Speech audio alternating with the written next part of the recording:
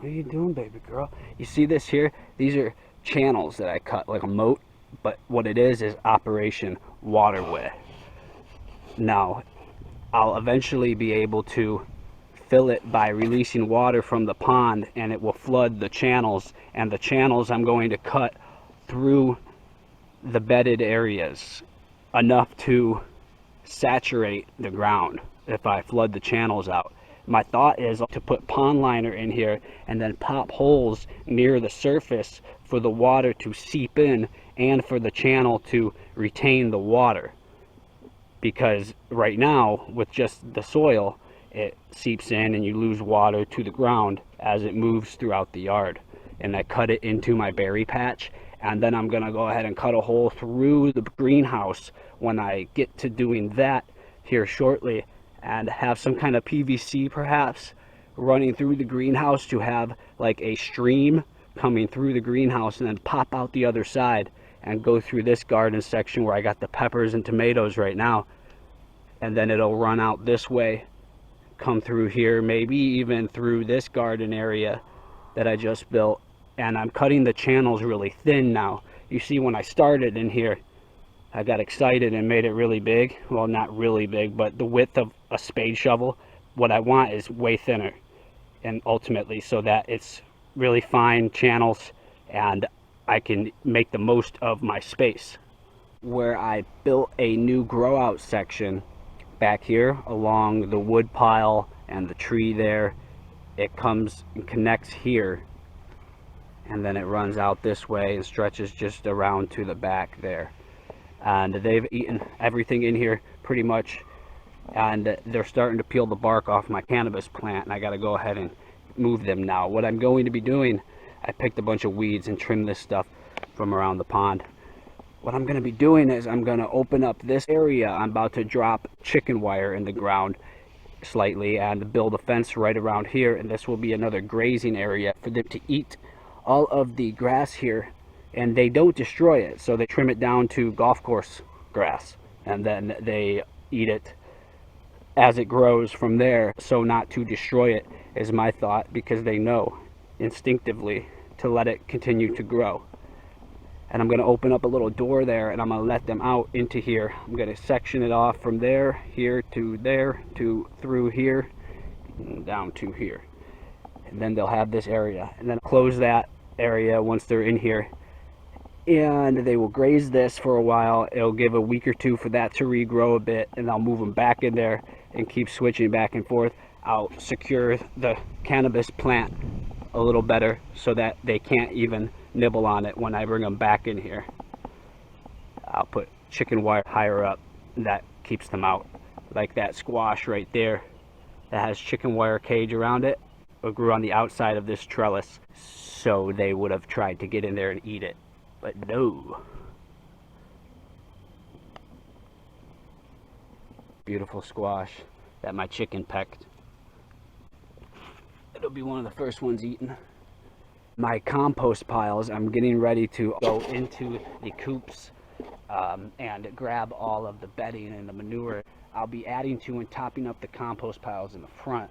I have 4 of them, and I'm gonna get those bigger, turn them a little bit, neaten them up, and really add and build to my compost and focus hardcore on increasing the amount I have. I want to have piles. Simple, I do this. I have this chicken wire. It's a 4-foot roll originally, cut in half.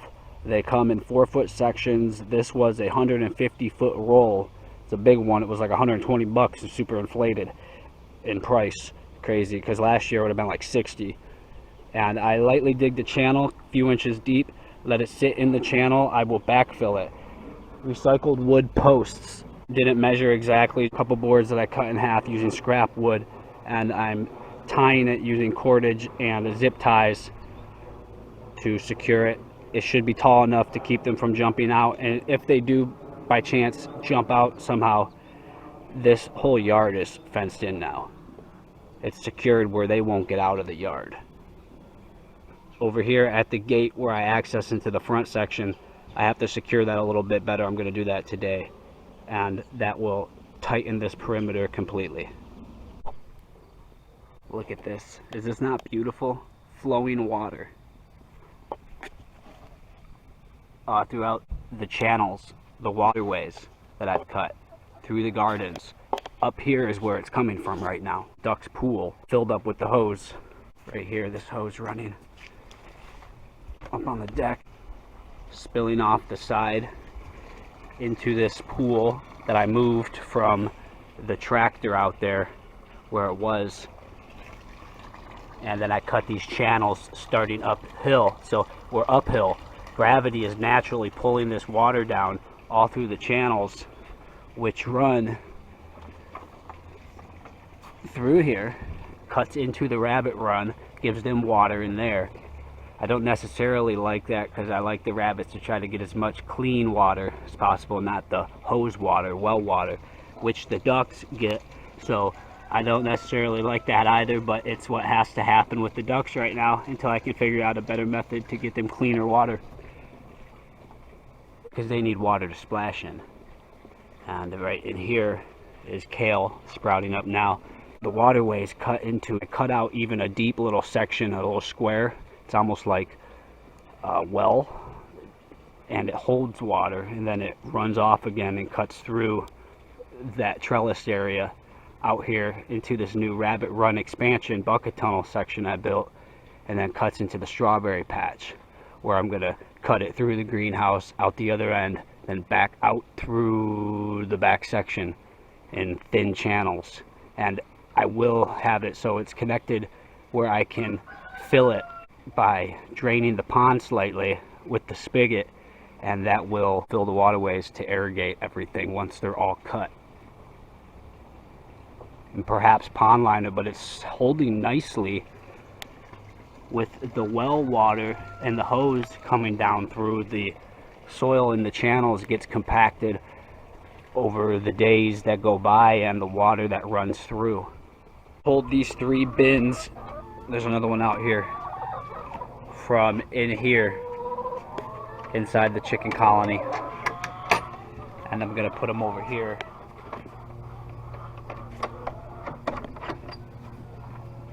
Back here behind my workstation, I have compost piles.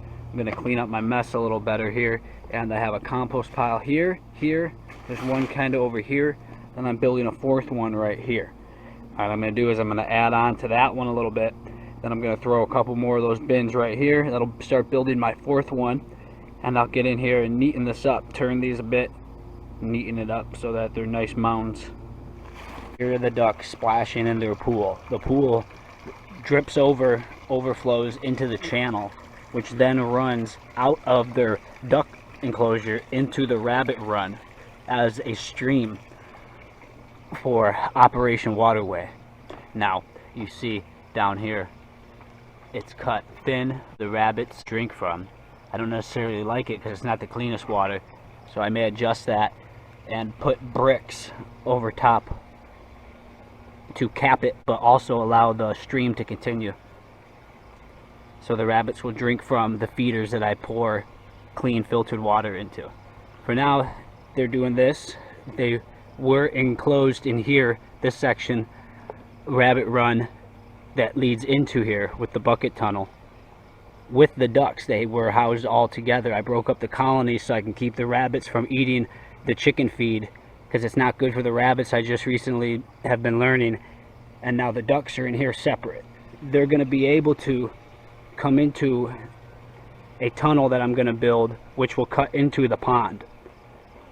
I still have to do that, build that. I'm just now moving them in, migrating them over. Just yesterday, I put this net up, attached it to the side where the fence is on the side here, and it's going to stop them, deter them, train them not to want to jump up and out.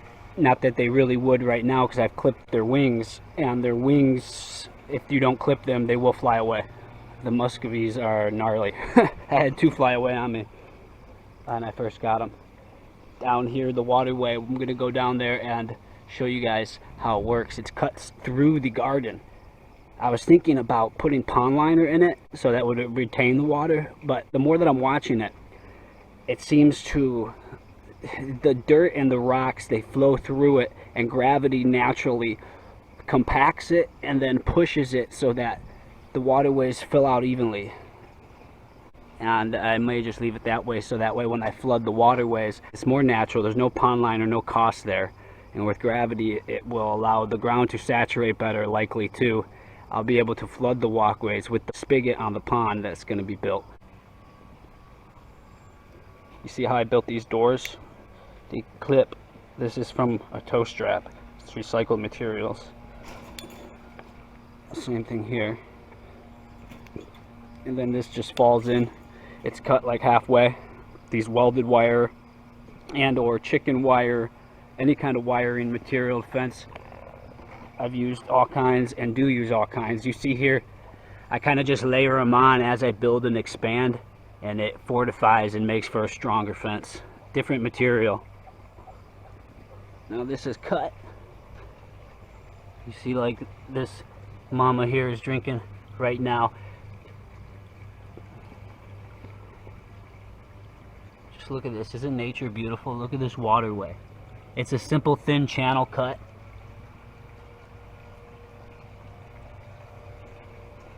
I'm gonna put another piece of screen here so no ducks by chance slide through and no rabbits by chance dig in. When the hose is turned off, the waterways go dry.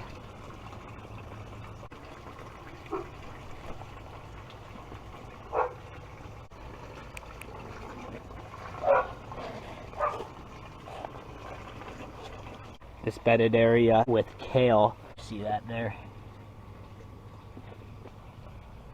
Another one here.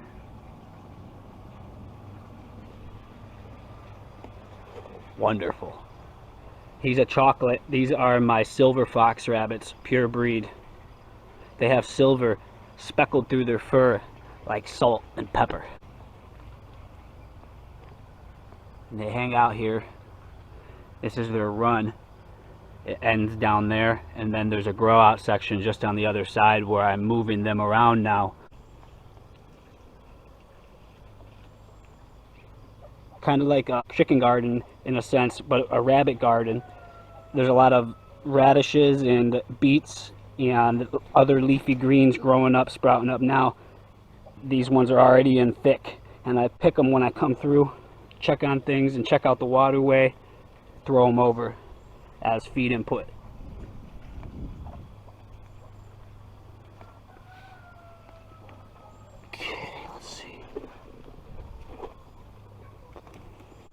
I'm able to just hop in. This is my compost tea, mixing, churning. I still haven't used any yet. I probably will in the next week or two. I'm busy with so many projects, like 50 things to do in one day, and you only get to 10 of them, right? Okay, so carrots, turnips, beets, and the greens I harvest. I'm not even caring so much about the roots as much as I am the greens. The greens are what's valuable right now for the rabbits. And even me, I eat them regularly for that nutrition.